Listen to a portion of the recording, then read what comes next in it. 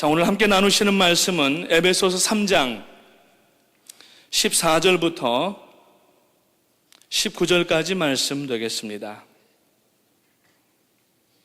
에베소서 3장 14절부터 19절까지 말씀.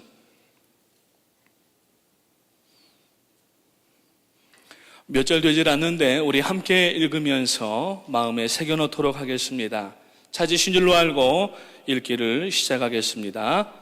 이러므로 내가 하늘과 땅에 있는 각 족속에게 이름을 주신 아버지 앞에 무릎을 꿇고 비노니 그의 영광의 풍성함을 따라 그의 성령으로 말미암아 너희 속사람을 능력으로 강건하게 하시오며 믿음으로 말미암아 그리스도께서 너희 마음에 계시게 하시옵고 너희가 사랑 가운데 뿌리가 박히고 터가 굳어져서 능히 모든 성도와 함께 지식에 넘치는 그리스도의 사랑을 알고 그 너비와 길이와 높이와 길이가 어떠함을 깨달아 하나님의 모든 충만하신 것으로 너희에게 충만하게 하시기를 구하노라. 아멘. 할렐루야. 벌써 4월이 됐습니다. 오늘 4월 첫 금요 예배입니다. 정말 시간이 얼마나 빨리 지나가는지, 작년에도 1, 2월 달에 축구 선교 끝나고 났더니 벌써 12월 달이 됐었는데 아마 올해는 작년보다 더 빨리 갈 줄로 믿습니다. 6월 달에 한국에서 이제 414 한국 교회 한 3,000명의 목회자분들을 초청하여서 또 세미나가 준비가 되고 있고, 그리고 이제 하나님께서 어떻게 열어주실지 모르지만은 중남미와 또 한국과 중국의 어떤 사역들을 우리들에게 지금 맡기실런지 담임 목사님을 비롯해서 우리 온 교회가 함께 기도하고 있는데, 어떤 명령이든지 주여 명령만 하시옵소서. 아멘. 북한도 그러잖아요. 명령만 내리시라요. 우리가 하겠습니다. 뭐 이렇게 한다고 그러는데, 여러분, 아무런 가치도 쓸모없는 공산주의자들도 자기들의 그 지도자가 얘기할 때 명령만 내리십시오 그러는데, 우리는 살아계신 하나님, 우리를 구원하시고 창조주 하나님 앞에 어떤 명령을 하시든지 그 명령에 순종하며 나가시는 우리 프라미스 가족들 되시기를 주님의 이름으로 축복합니다. 그리고 이제 10월 달에 이 자리에서 2009년과 10년에 수많은 분들을 또 섬겨서 감동케 하고 전 세계로 보내드려서 저들의 사역 가운데 아름다운 역사들을 이렇게 일으키게 하고, 이번 10월에는 모이셔서 그동안의 사역들을 이제 나누면서 하나님 앞에 더 아름다운 역사들을 준비하는 Toward Best Practices라고 하는 가장 하나님 앞에 아름다운 것으로 영광 돌리기 위하여서 1,000여 명의 해외의 414 지도자들이 오시게 됩니다. 위에서 기도해 주시고 우리 교회가 계속해서 지금 그분들 한 분 한 분씩 돕기 위하여서 기도하고 있는데, 여러분의 섬김을 인하여 하늘의 문이 활짝 열리게 되시기를 주님의 이름으로 축복을 드립니다. 담임 목사님께서는 아까 기도한 것처럼 80여 분의 우리 시니어 성도님들과 함께 그동안 교회가 여기까지 올 수 있도록 눈물로 기도하시고 함께 땀 흘리신 성도님들과 함께 지금 여행 중에 계십니다. 여행을 안전하게 마치고 오실 수 있도록 담임 목사님 내외분과 그리고 또 귀한 우리 연세 드신 성도님들을 위해서 기도해 주시기를 바라겠습니다. 오늘 에베소서 3장 14절부터 19절 말씀을 통하여서 성도에게 필요한 능력이라고 하는 제목으로 말씀을 나누기를 원합니다. 사실 제목을 준비하면서 그냥 성도에게 필요한 능력, 그러니까 이게 초대교회인지 중세교회인지 구분이 도무지 가지 않아서 앞에다가 살짝 괄호를 치고 현대를 살아가는 성도에게 필요한 능력이라고 하는 제목으로 말씀을 준비해 보았습니다. 최근 지금 한 10여 년 사이를 우리가 정보화 시대라고 그렇게 부릅니다. 이 정보화 시대에서는 총알을 받는 과목이 바로 IT 분야입니다. Informational Technology라고 얘기를 하는데, 정보를 전부 이제 어떻게 제공하고 그것을 소화하느냐에 따라서 이제 이 힘의 권력이 이동된다라고 하는 것을 미래학자들은 이야기를 하고 있습니다. 그래서 참으로 이 힘이라고 하는 것은 옛날에는 뭐 팔씨름에서 이기고 뭐 씨름에서 소타가고 뭐 천하장사 옛날에 뭐 이렇게 하지만은 지금은 이 힘이라고 하는 개념이 어떤 육체적인 힘보다도 이 지식과 또 보이지 아니하는 그러한 힘들을 많이 대변을 하고 있는데, 이러한 가운데 한국이 IT 분야에서 세계 첨단을 달리고 있다고 합니다. 보면은 한국이 얼마나 발달됐는지 어떤 미국 사람이 한국을 나갔는데 버스를 타려고 보니까 앞에 있는 사람들이 버스를 타면서 엉덩이로 이렇게 한 번씩 치고 들어가더라는 거예요. 돈도 안 내고 그냥 들어가더라는 거예요. 그래서 이 미국 사람도 자기도 그 버스 앞에 박스가 하나 있는데 엉덩이를 탁 치고 들어가는데 기사 아저씨가 부르더라는 거예요. Pay here, pay here 그러더라는 거예요. 그래서 나도 이렇게 엉덩이를 쳤다고 했더니 알고 보니까 이 지갑에 교통카드가 들어있는데 이 교통카드를 꺼내지 않아도, 그리고 여자분들은 핸드백 속에 있는 교통카드를 꺼내지 않아도 그냥 갖다 대기만 하면 스캔이 돼서 자동으로 이렇게 페이가 된다고 하는 거죠. 그래서 그 미국분이, 외국분이 아주 창피함을 당했다고 하는 그런 얘기가 있습니다. 요새는 한국에 또 어떤 그 서비스가 되냐면은 참 얼마나 이 테크놀로지가 발달을 했는지 요새는 다 전화기는 이제 스마트폰을 가지고 있는데 그 버스 정류장에서 자기 그 서 있는 위치를 GPS로 다 알지 않습니까? 거기다가 이제 그 앱을 치면은 몇 번 버스를 치게 되면은 이 버스가 몇 분 후에 오는지, 지금 몇 정거장 앞에 오고 있는지를 볼 수가 있다는 거예요. 그러니까 예를 들어서 자기 집이 버스 정류장 가까운 사람은 미리 나가서 한겨울에 혹은 뜨거운 여름에 떼약볕이나 추위에서 떨거나 더워할 필요가 없고 집에 앉아 있다가 쳐보고서 자기가 탈 버스가 올 시간을 계산해서 나가면은 나가자마자 그 코앞에 버스가 탁 마치 리무진 그 대기한 것처럼 온다는 거예요. 이렇게 IT 산업이 각광을 받고 있고 얼마나 지금 그 발전하고 있는지 모릅니다. 우리가 지금 차마다 요새는 대부분 다 GPS가 붙어 나오는데 전에 올랜도에 있을 때 GPS가 처음 나왔어요. 그래서 이제 샘스 클럽인가요? 거기 가가지고 카스코였던 것 같은데 가서 이제 그 GPS를 하나 그 당시 돈으로 한 30불인가를 주고 하나를 샀습니다. 그걸 차에다 달고서 이제 신방을 가는데 이렇게 그 GPS가 길을 가르쳐주는 모습을 뒤에서 권사님이 한 분 보시더니 아이고 그저 일찍 죽은 사람만 불쌍한겨 그러시더라고요. 그러니까 이런 테크놀로지들을 보지를 못하고, 여러분 옛날에 전화기만 해도 얼마나 전화기가 컸습니까? 처음에 그 이 무선 전화기가 나와도 이거는 무슨 군대 통신기기 같은 이만한 전화기가 나왔었는데 요새는 뭐 다들 포켓 안에 들어가고 여기다가 이렇게 넣으면은 아무것도 보이지 않을 정도로 전화기가 돼 있는데 이거를 가지고 살고 여기에서 웬만한 이메일 처리 다 하고 누가 알았겠어요? 불과 이게 10년 안팎밖에 안 된다는 얘기예요. 이러한 세대에 우리가 살면서 과연 힘이라고 하는, 능력이라고 하는 의미를 어디다가 두어야 되는가 하는 것을 한번 생각해 볼 때에 우리 교회도 이러한 세대에 어떻게 신앙생활을 성도들이 해야 되는가, 과연 오늘날을 살아가는 형제 성도님들에게 과연 필요한 능력이 무엇인가 하는 것을 오늘 본문을 통하여서 말씀을 나눌 때에 여러분 새로워지고 하나님 앞에 다시 한번 다짐하고 결정하는 귀한 역사가 있게 되시기를 주님의 이름으로 축원을 드립니다. 얼마 전에 그 신문을 보다가 보니까 탐 레이너 박사라고 하는 분이 라이프웨이 리서치 연구소 소장이신데 디지털 교회의 6가지 이슈 제시라고 하는 논고를 신문에다가 썼습니다. 그 내용은 뭐냐면은 디지털 교회에 참석하는 사람들, 물론 우리가 지금 예배를 드리면서 몸이 불편하시거나 지금 여러 가지 바쁘셔서 못 나오시는 분들을 위해서 저희가 지금 라이브 스트림으로 인터넷을 통해서 이 예배 장면이 그대로 이제 온라인을 통해서 전달이 되고 있는데 사실 여기에 이분이 이슈를 지금 제시를 한 겁니다. 과연 물론 이제 편찮으시거나 가끔 여러 가지 불편한 상황 때문에 혹은 여러 가지 힘든 상황 때문에 온라인으로 예배를 보지만은 이것이 습관이 되어서 집에서 계속 온라인으로 드리는 것을 성도라고 우리가 얘기할 수가 있느냐 하는 것을 이분이 얘기를 하는 거예요. 그러면서 물론 요새는 온라인으로 예배를 드려도 크레딧 카드를 각자마다 크레딧 카드 넘버 가지고서 온라인으로도 얼마든지 헌금할 수가 있습니다. 그 헌금이 과연 올바른 헌금이고, 그리고 이제 성찬식을 어떻게 참여할 것인가. 우리가 한 달에 한 번씩 이제 이번 주일도 성찬주일인데 성찬을 하게 됩니다. 그러면은 그리스도의 몸과 그리스도의 흘리신 보혈을 상징하는 떡과 잔을 들게 되는데 이것을 온라인에서 할 때에는 어떻게 하겠느냐. 자기가 그러면은 빵하고 포도주를 준비했다가 같이 요이 땅 하고서 하나씩 이렇게 마시면 되겠느냐. 그런 의미가 있는 거예요.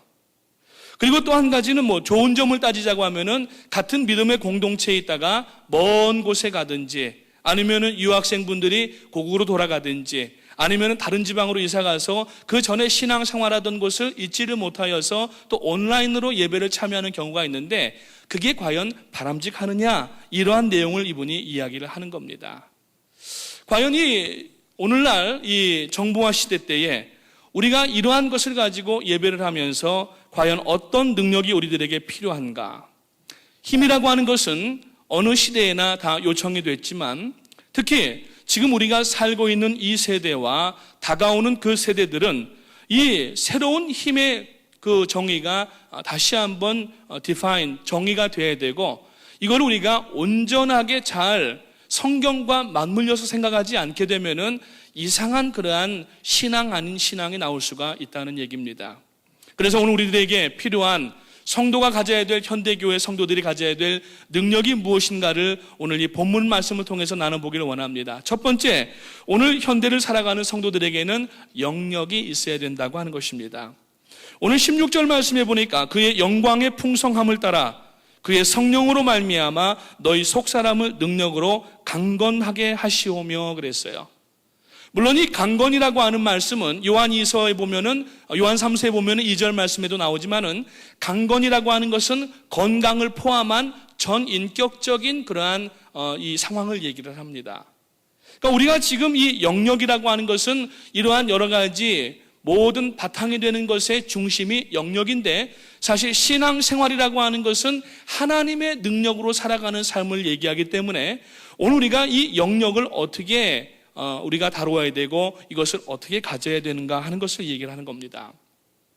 미래를 연구하는 미래학자들은 이 미래 사회는 갈수록 영적으로 더 요구가 되는 사회가 될 것이다 라고 얘기를 하면서 영성사회라고 이야기를 합니다. 그래서 그때의 첨단 기술과 과학과 이러한 정보에 길들여지게 될 그 교회와 성도들이 이러한 인간성을 자꾸 배제하는 이러한 그 사회적이고 과학적인 내용들을 어떻게 받아들이느냐, 그리고 이것을 영역에다가 어떻게 접목을 시키고 영역을 어떻게 우리가 계속 거룩함으로 하나님 앞에 성화되어 나갈 수가 있느냐 하는 것을 생각해 보지 않을 수가 없다고 하는 겁니다. 사실 여러분 가만히 보게 되면은 과학이 발달하면서 잘못된 미신 같은 것들은 점점 떨어져야 되는 것 같은데 시간을 갈수록 보게 되면은 사람들이 오히려 더 영적인 그러한 일들에 관심을 갖는 것을 볼 수가 있어요. 그래서 한국도 미아리가 싹 완전히 철거가 되고 아주 고급 아파트들과 또 백화점들이 거기에 들어갔다고 하는데 그 점집들이 현대화가 돼가지고 전부 강남으로 갔다고 그럽니다. 그래서 아직도 점점 더 그 점을 치는 곳들이 많아지고 우리가 살고 있는 이 뉴욕도 여러분 맨하탄 한가운데 가보게 되면은 그것도 지성들의 총화라고 불리는 대학교들 근처에 보면은 이 팜 리딩이라든지 관상술이라든지 이런 것들을 보는 집들이 맨하탄 한가운데 얼마나 많이 있는지 몰라요. 그러니까 잘못된 곳에 영성을 자꾸 투자하고 그래서 이제 자꾸 한국 분들은 사주 보고 관상 보고 또 팔자 어떤가 보고 육갑 떨고 그러고 앉아 있어요. 육갑 떤다고 하잖아요.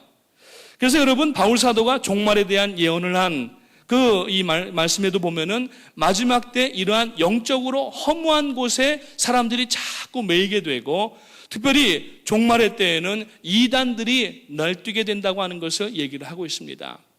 그래서 여러분 바울 서신들을 가만히 살펴보게 되면은 바울 서신의 공통의 주제가 뭐냐면은 이단들을 대처하고 이단들을 조심하라는 얘기예요. 그러니까 사실 이 영성이 필요하다고 하는 이야기는 우리가 여러분 이 잘못된 예수 그리스도를 빙자해서 나타나는 모든 거짓 것들을 우리가 분별할 줄 알아야 된다고 하는 분별력이 있어야 된다는 얘기입니다. 여러분 진짜를 가장하고 오는 가짜들이 오히려 진짜 같은 그러한 세대에 살고 있어요. 지금 여러분 인터넷을 통하여서 얼마나 많이 사람들이 잘못된 것들을 퍼나르고 있는지 알 수 없습니다. 어떤 분이 오늘도 저에게 목사님 한번 보세요 하고서 그 링크를 해가지고서 영상을 하나 보내주셨는데 보니까 물론 그분은 마음에 어떠한 그 도전이 되셨는지 모르겠지만은 잘못된 그러한 그 이 신사도 운동에 묶여져 있는 그 교회의 내용을 가지고 저한테까지 그걸 보내주셨어요. 그래서 제가 얼른 텍스트를 보냈어요. 성도님, 그것이 얼마나 마음에 와닿는지 모르지만은 이것은 1, 2, 3 가지의 잘못된 것이 있습니다. 더 이상 다른 분에게는 퍼뜨리지 마시고 우리가 종말을 준비하는 성도로서 기쁨과 말씀으로 준비하게 되시기를 바랍니다 라고 하면서 제가 댓글을 보내드린 일이 바로 불과 한두 시간 전에 있었어요. 이 마지막 때 여러분, 사단은 우리 믿는 성도들을 마치 줄인 사자와 같이 삼키기 위하여서 다가온다고 말씀을 하고 있습니다. 여러분, 이단들을 가만히 보면은 안 믿는 사람들을 향해서 나가서 자기들의 복음을 전하는, 자기들의 얘기를 전하는 것이 아니라 믿는 성도들을 타겟으로 하여서 여러분 구원에서 떨어뜨려 놓으려고 사단이 지금 그러한 괴계를 획책을 하고 있다는 사실을 우리가 알아야 되는 것입니다. 이러한 것을 잘못 알게 되면은 결국 교회가 세상으로부터 비난을 받는 가장 근본적인 원인이 여기 있습니다. 몇 년 전에 시사 투어니라고 하는 그러한 한국의 프로그램이 있는데 거기 어떤 제목으로 인터뷰가 있었냐면은 왜 교회가 세상에 길을 묻는가 라고 하는 제목으로 토론이 있었어요.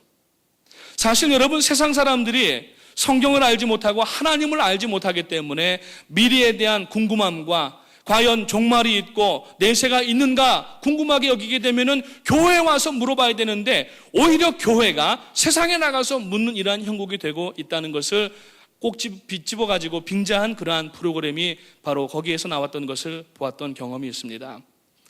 요한계시록에 보면은 소아시아 7교회 이야기가 나옵니다. 예수님의 책망과 칭찬이 있었는데 그 가운데 특히 라오디게아 교회에는 예수님께서 하신 말씀이 너희 안약을 사서 눈에 바르라고 말씀을 합니다. 그 안약이라고 하는 것은 여러분이 지금 가지고 다니시는 그러한 안약을 얘기하는 것이 아니라 영의 눈이 어두워져서 분별력이 없고 무엇이 거짓이고 참인지, 무엇이 이단인지, 무엇이 참된 하나님의 말씀인지를 구분하지 못하고 뛰어나가고 있는 그 라오디게아 교회에게 주신 경고의 말씀이고 책망의 말씀이었다고 하는 겁니다. 오늘 우리는 이 시간에 여러분, 그 안약을 발라야 되는데 그 안약이 무엇이냐면 바로 하나님의 말씀인 줄로 믿으시기를 주님의 이름으로 축원합니다. 그래서 저희가 지난 12월 첫 주부터 엊그제 3월 29일까지 100일 동안 우리가 성경 통독 새벽 예배를 드렸습니다. 그리고 사순절이 시작된 저지난주 수요일부터 우리가 이제 사순절 끝나는 때까지 더 말씀에 집중하기 위하여서 이미 광고하고 우리가 행하고 있는데 그 모든 이유는 우리가 어떤 실적을 남기기 위해서 하는 것이 아니라 이 말씀 가운데 깊이 들어갈 때에 특히 이 마지막 세대에 그리고 이 뉴욕이라고 하는 도시에 여러분 얼마나 많은 이단들과 잘못된 거짓 영들이 믿는 성도들을 넘어뜨리고 그 구원에서 떨어뜨리려고 하는지 우리가 분명히 알아야 되고 그것을 바로 볼 수 있는 영적 분별력, 영역이 어디 있느냐면은 바로 하나님의 말씀 속에 있기 때문에 늘 말씀을 읽으시도록 우리가 함께 이렇게 진행하고 있다고 하는 것입니다. 그래서 이 영성은 미래 신앙의 가장 중요한 것으로 부각될 것이게 되고 지금도 중요하지만 어느 시대를 막론하고 영성을 요하지 않는 시대는 없었지만은 앞으로 가면 갈수록 여러분 과학이 발달하는 가운데 분별력이 필요한 영성은 우리들에게 더 요구된다는 사실을 아시고 이것을 우리가 어깨너머로 배우는 것이 아니라 우리가 다른 사람들이 신앙생활하는 거 바라보면서 답습하는 것이 아니라 이 영역은 바로 하나님의 말씀 속에서만 찾을 수 있는 줄로 믿으시기를 주님의 이름으로 축원을 드립니다. 그래서 실제로 이 영성이라고 하는 것은 다른 말로 얘기하면은 그리스도와 일치된 삶을 얘기를 하는 거예요. 여러분 우리는 모든 피조물들은 해 아래 그림자가 있게 됩니다. 그러면 뒤에 피상되는 그 그림자는 비추어지는 본체의 그 모습 그대로 그림자가 비추어지게 됩니다. 바로 본체 그대로 비추어지는 그림자를 우리가 그리스도를 만약에 거기다 놓은다고 하면은 예수 그리스도의 그림자가 여러분 뭐가 나지 않고 튀어나온 부분 없이 꼭 예수님을 닮기 위해서 마치 그림자와 같이 되는 것을 우리가 신앙의 영성이라고 이야기를 할 수가 있다고 하는 것입니다. 그래서 영성이라고 하는 것은 예수 그리스도를 닮아가야 되는 거예요. 예수 그리스도를 닮기 위해서는 우리가 여러분 위인전기를 읽어보는 것이 아닙니다. 어떤 사람을 보아서 알 수 있는 것이 아닙니다. 기독교의 어떤 업적들을 보아서 알 수 있는 것이 아니라 예수님을 알고 예수님을 닮을 수 있는 방법은, 그 영성은 바로 영역은 어디에서 나오느냐? 하나님의 말씀에서 나오는 줄로 믿으시기를 주님의 이름으로 축원합니다. 그렇기 때문에 더욱더 말씀 가운데 창념하시고 말씀이 무엇라고 말씀하시는가 하는 것을 듣고 그 말씀대로 행하기 위하여서 여러분 각고의 수고를 감당하고 사랑의 헌신과 수고도 감당해내시는 여러분 되시기를 주님의 이름으로 축원을 드립니다. 영성 있는 성도는 마치 여러분 부화기가 되면은 자기가 그 알이 깨어나서 나왔던 그 원래 어딥니까? 시냇가로 올라가는 연어와 같은 겁니다. 제가 살고 있었던 레이신이라고 하는 위스콘신의 도시가 있는데 아주 조그만 전형적인 미 중서부의 그러한 도시입니다. 몇 큰 미국의 이 회사들이 있고 그 대부분 다 이렇게 조용한 그러한 동네인데 거기는 이제 가을이 되면은 산란기가 돼서 북대서양에 있었던 연어들이 전부 이제 거기까지 올라옵니다. 올라오려면은 어디를 반드시 통과해야 되느냐 하면은 나이아가라 폭포를 통과합니다. 한 번은 그 애니멀 채널에서 언젠가 보니까 이 나이아가라 폭포를 고기들이 올라가는데 산란기에 배 알이 가득한 이 연어가 그 어마어마한 높이에 어마어마한 물이 쏟아지고 있는 그 나이아가라 폭포를 거슬러 올라가는 거예요.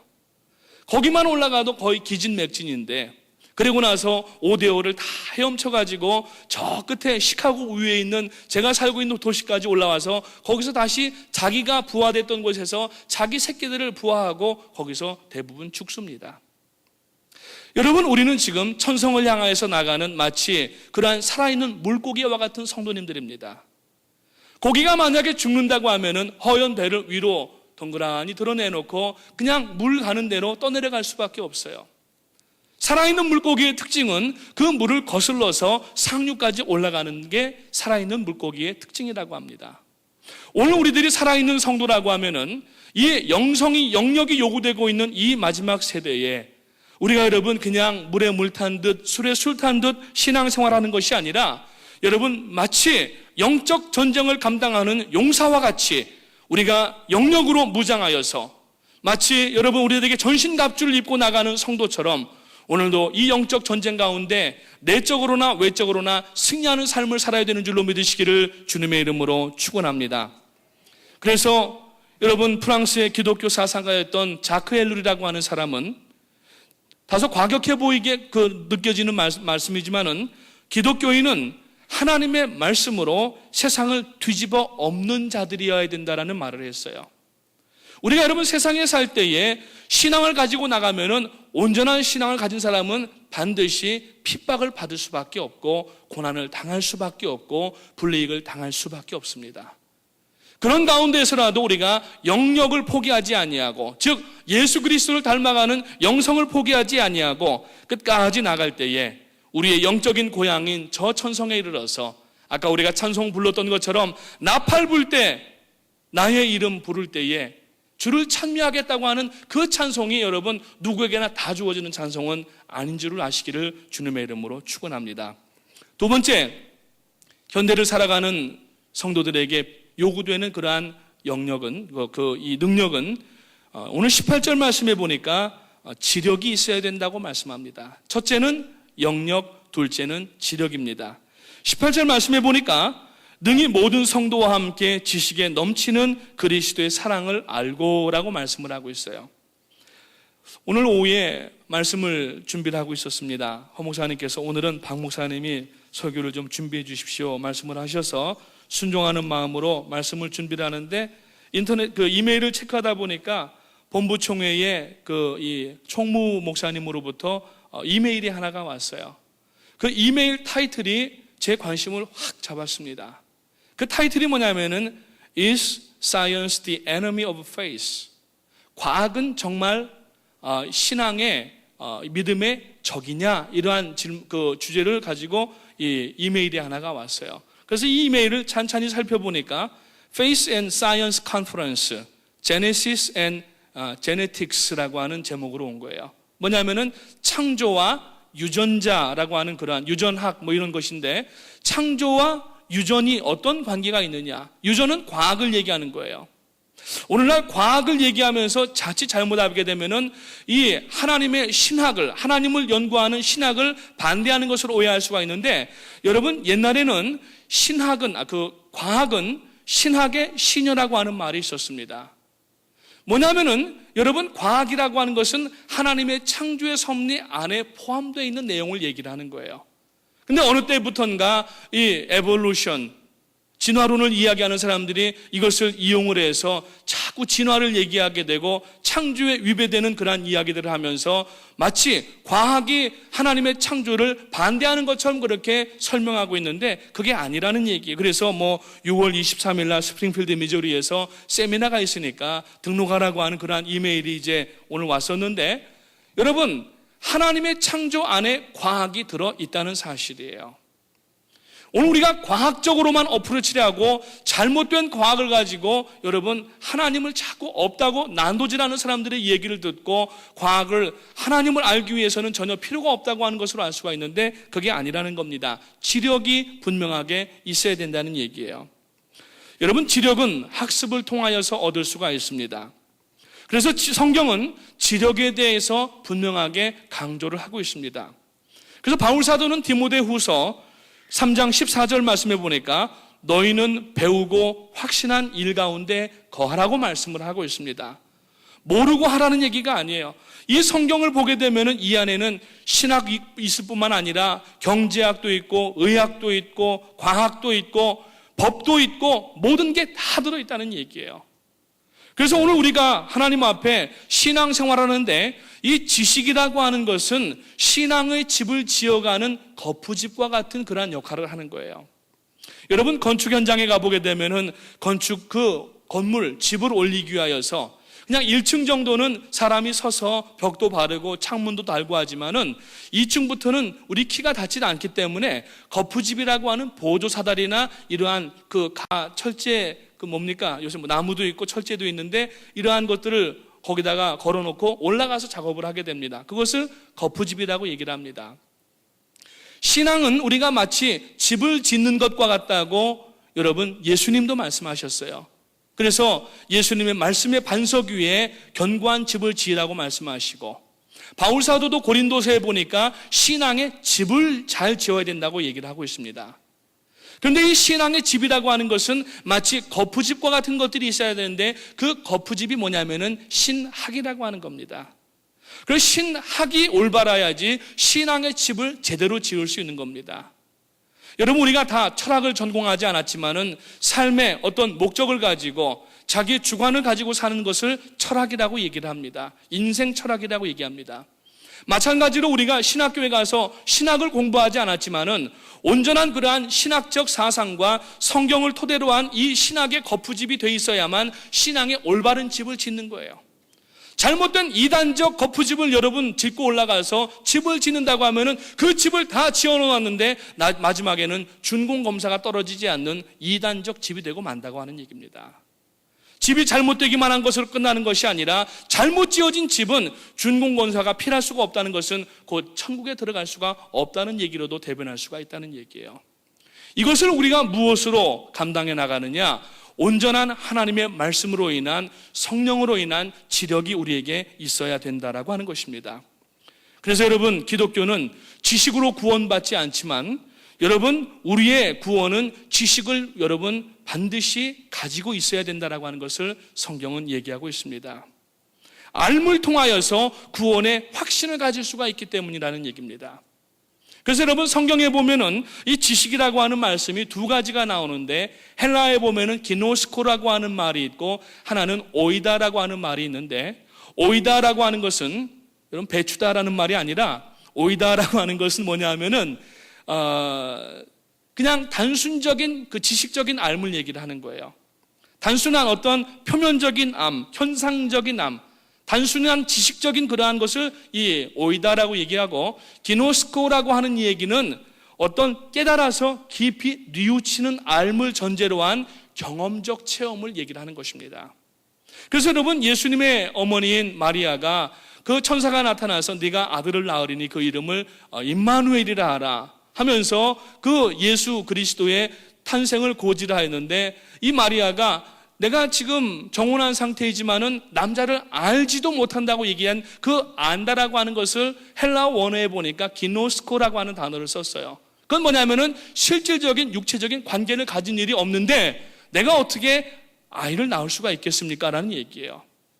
다시 말해서 오늘 우리가 여러분 신앙생활할 때 이 기노스코라고 하는 것은 하나님의 말씀을 들을 때마다 그 말씀을 액면 그대로 받아들이고 그 말씀이 우리들의 지식에만 머물러 있는 것이 아니라 이 말씀을 직접 세상에 나가서 교회 문을 열고 밖에 나가서 들은 말씀대로 실천할 때에 거기에서 얻어지는 경험이 바로 우리들의 산 믿음이 된다는 것을 이야기를 하고 있다고 하는 것입니다.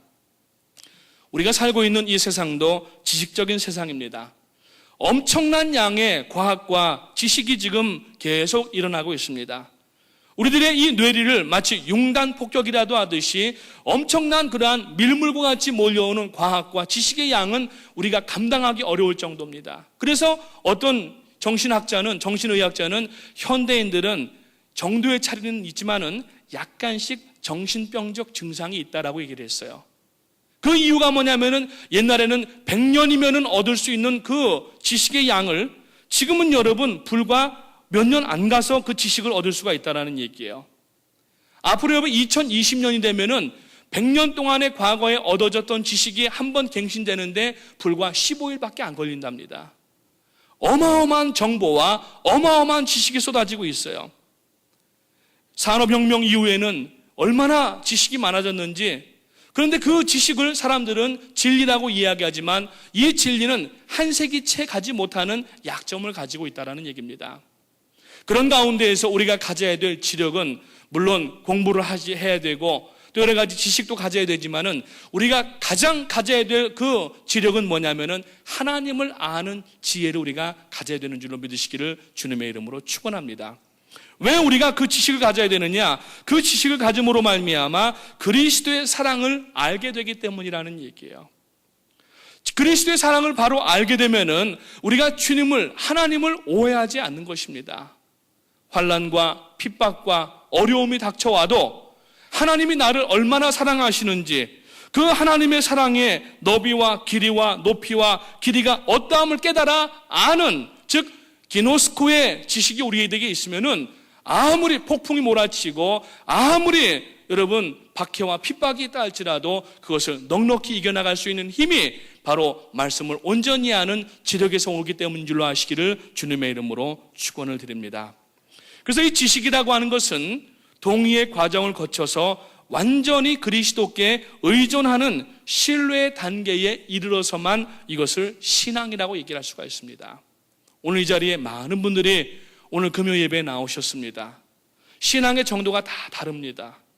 마치 코끼리를 만지면서, 장님이 코끼리를 만지면서 코끼리 다리를 만지는 사람은 코끼리가 마치 벽과 같구나 그렇게 인식을 하고, 코끼리 꼬리를 만지는 사람은 코끼리는 이렇게 길쭉하게 끈처럼 생겼구나 얘기할 수도 있고, 코끼리의 상아를 만지는 사람은 굉장히 날카롭구나 이렇게 인식할 수가 있다는 얘기예요.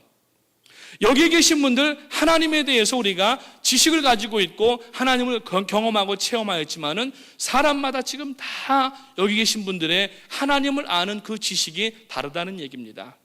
그러나 통일되고 온전한 하나님에 대한 지식, 하나님의 사랑의 너비와 깊이와 높이와 길이가 어떠함을 알기 위해서 우리가 가야 될 곳이 어디냐? 여러분 세미나가 아니고 어떤 여러분 훈련이 아니라 프로그램이 아니라 하나님의 말씀 가운데 들어가게 되시기를 주님의 이름으로 축원을 드립니다. 그래서 신앙은 독립운동이 아니에요. 신앙이 깊어지면 깊어질수록 내가 얼마나 연약하고 누추한 존재인가를 깨닫기 때문에 신앙생활에 신앙이라고 하는 이름을 가진 사람들은 더욱 예수님을 의지할 수밖에 없고 하나님을 더욱 믿을 수밖에 없다는 것입니다. 그래서 신앙은 여러분 우리가 지금 독립운동을 하는 것이 아니라 신앙은 종속운동이 되는 겁니다. 계속해서 그리스도께 속하고 그리스도께 들어가야 되는 줄로 믿으시기를 주님의 이름으로 축원합니다. 성경을 알기 위해서 단순한 지식적인 호기심으로 어프로치하면 안 됩니다. 그러면 성경을 오해하게 됩니다. 물론 성경이 도마처럼 우리가 어떠한 직접적으로 예수님의 그 창자국난 허리를 보고 그 못자국난 손에 손을 만져보지 않고는 믿을 수 없다고 하는 도마가 있었지만, 사람마다 성품적으로 달라서 직접 어떤 확실한 것이 느껴지지 않으면 믿지 못하는 분들이 있지만은, 그러나 여러분, 하나님의 말씀을 읽고 묵상 가운데 깊이 들어가게 되면은 이 말씀을 지으신 원저자가 이미 우리 안에 계시기 때문에 이 말씀을 읽을 때마다 알게 하시고 깨닫게 하시고 우리로 하여금 하나님을 더욱 사랑하게 되는 줄로 믿으시기를 주님의 이름으로 축원을 드립니다. 마지막 세 번째로, 오늘 현대를 살아가는 성도들에게 필요한 그러한 능력이 무엇이냐? 바로 체력이 있어야 된다는 얘기입니다. 느닷없이 영력 나오고 지력 나오다 체력 나오니까 오늘 박 목사가 무슨 얘기 하려고 그러나 이렇게 속으로 의아하게 생각하실지 모르지만은, 여러분, 영력은 분별력을 동반한다고 얘기하면은, 지력은 여러분 우리가 전투력을 가질 수가 있어요. 하나님의 말씀은 여러분 양날선 검과 같다고 말씀하고 있습니다. 그래서 여러분, 지력을 우리가 가지고 있으면은 사단 마귀와 맞서 싸울 수 있고 유일한 공격 무기인 그 하나님의 말씀의 검을 가지게 되는 거예요. 그런데 여러분이 건강이 있어야 된다, 체력이 있어야 된다고 하는 것은 곧 전파력이 있어야 된다고 하는 것입니다. 우리가 복음을 전파하기 위해서 말로만 할 수가 없습니다. 물론 아까 말씀드린 것처럼 인터넷으로도 얼마든지 복음이 증거가 될 수가 있지만, 이것은요 우리가 직접 나가서 전파하는 것하고는 전혀 다른 차원이 되기 때문에 오늘 여러분, 전파력을 갖기 위해서는 건강이 있어야 될 줄로 믿으시기를 주님의 이름으로 축복합니다. 그래서 오늘 이 말씀을 서포트하기 위해서 요한 3서 2절 말씀을 보니까, 요한 3서 2절에서 사도 요한이 사랑하는 자여 내 영혼이 잘됨 같이 내가 범사에 잘되고 강건하기를 내가 간구하노라, 이렇게 얘기를 했어요. You may enjoy good health and that all may go well with you, 그랬어요. 그러니까 물론 번역상으로 보게 되면은 건강한 것이 이제 뒤에 수식이 오게 되지만은, 우리에게 먼저 필요한 게 뭐냐면은 영력도 있어야 되고 지력도 있어야 되지만, 이 두 가지를 캐리할 수 있는, 운반할 수 있는 것이 뭐냐면은 바로 체력이 있어야 된다는 이야기입니다. 성도는 하나님이 주신 이 육체의 건강도 건강하게 유지할 책임이 있는 거예요. 제가 얼마 전에 의사분에게 경고장을 하나 먹었습니다. 앉아서 사무실에 일만 하다가 보니까 체중이 불어가지고 좀 건강적으로 이상이 왔어요. 그 옐로우 카드를 하나 받았습니다. 그래서 지금 여러분들이 눈치를 채셨는지 모르겠지만은 각고의 노력을 하는데 한 3주 만에 지금 한 8파운드 빠진 것 같아요. 어떤 분들이 영상으로 보니까 목사님 턱선이 살았습니다, 이렇게 얘기하시는 분도 있고, 옷이 좀 쿨렁쿨렁해 보입니다, 이런 분도 있는데, 그 건강이 없으니까 안 되겠더라고요. 건강을 잃어버리니까 지난 11월 달에는 허리를 다쳤는데 2주 동안을 교회를 못 나오고, 생전 교회 못 나온 거는 지난 2주밖에 없었어요. 가만히 이렇게 보니까 건강이 없으니까 예배도 못 가죠, 선교도 못 하죠, 찬송도 못 하죠. 왜? 찬송을 어떻게 해요? 허리가 너무 아파가지고 재채기만 해도 허리가 올려가지고 아프는데, 화장실에 가는데 바로 방 옆에 딸려있는 화장실을 가는데 사력을 다해서 그냥 완전히 이건 무슨 백마고지 전투하는 것 같아요. 땀을 삐질삐질 흘리면서 30분을 기어갑니다. 30분을. 일어났다 앉았다 하는 것도 이게 말이 쉽지 안 되는 거예요. 재채기 한 번은 못 하는 거예요. 그때 이상이 왔어요. 그런데 요 근래 소화도 안 되고 영 좋지 않아서 의사분을 찾아갔더니 옐로우 카드 딱 꺼내드시면서 하라는 대로 안 하면은 안 됩니다, 그러셔서 이제 아주 지금 다이어트를 좀 하고 있는데, 여러분, 건강을 지키는 것도 하나님 앞에 마지막 때를 살아가는 성도가 여러분 준비해야 될 능력인 줄로 믿으시기를 주님의 이름으로 축원합니다. 그래서 여러분, 영성훈련에 못지않게 중요한 게 바로 건강을 우리가 도모해야 된다는 얘기예요. 여러분, 오늘 우리가 하나님 앞에 이 디모데전서 4장 8절 말씀을 보니까 바울 사도가 육체 연습도 약간의 유익이 있다고 말씀을 했는데, 가만히 보니까 약간의 유익이 아니라 어마어마한 유익이 있는 거예요. 건강이 없으면은 안 된다는 얘기입니다. 요새 아틀란타에서 그 프로그램이 끝났다고 하는데, 우리 아틀란타 우리 프라미스 교회에서 21일 동안 다니엘 금식이라는 걸 했대요. 그 교회가 무게가 줄었답니다. 교회 목사님, 담임 목사, 최승영 목사님을 비롯해서 최승영 목사님도 한 10몇 파운드가 빠지시고 성도님들이 다 적게는 5파운드, 6파운드에서 뭐 20파운드까지 빼신 분도 있다고 그래요. 다니엘이 여러분 채소만 먹고 그렇게 기도했던 것처럼 해보자 해서 21일 동안 했더니 교회가 무게가 확 줄었다는 거예요. 여러분 특별히 뭐 우리 담임 목사님도 늘 운동하시지만은 담임 목사님의 운동도 여러분 목회의 한 부분인 줄로 아시기를 주님의 이름으로 축원합니다. 담임 목사님 건강 잊어버리시면은 교회를 돌보는 것도 힘들어지시고, 지금 여러분 우리 5천여 성도뿐만 아니라 전 세계의 수많은 포푸디너들이 지금 목사님의 디렉션을 따라서 가고 있는데 목사님이 편찮으시면은 안 되는 거예요. 그래서 여러분 특별히 여러분도 건강하셔야 되지만 담임 목사님을 위해서, 그리고 또 우리 허 목사님을 위하여서, 또 우리 교역자들을 위하여서 건강을 위해서도 함께 기도해 주시기를 주님의 이름으로 축복을 드립니다. 말씀을 마치겠습니다. 고린도전서 13장 13절 보면은 믿음, 소망, 사랑 이 세 가지는 항상 있을 것인데 그 중에 제일은 사랑이라 그랬어요. 근데 오늘 말씀을 여러분 비교를 해서 뭡니까? 영력, 지력, 체력이 있는데 그 중에 제일은, 왜 말씀 못하세요? 그 중에 제일은 체력입니다. 안 그런 것 같죠? 건강은 있을 때 모르지만 잃어버려 보면은 건강이 제일 중요한 겁니다. 건강이 없으면은 영력이 아무리 있어도 여러분 힘든 겁니다. 건강이 없으면은 아무리 여러분 우리가 지력이 있어도 그 지력을 쓸 데가 없는 거예요.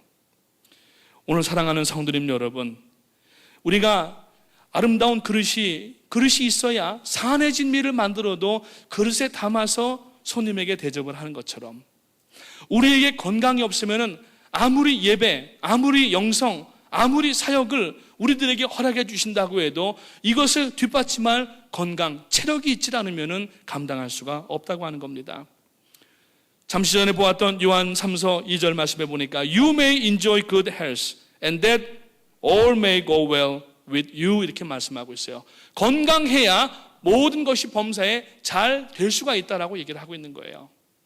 사랑하는 성도님 여러분, 오늘 하나님 앞에 우리가 죄의 결과가 질병과 사망이 나타났습니다. 사람에게.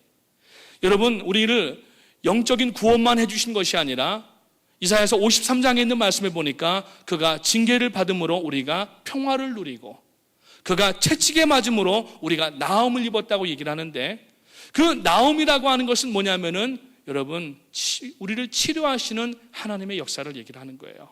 왜? 육체의 질병도 죄의 한 결과이기 때문에 그렇다고 하는 겁니다.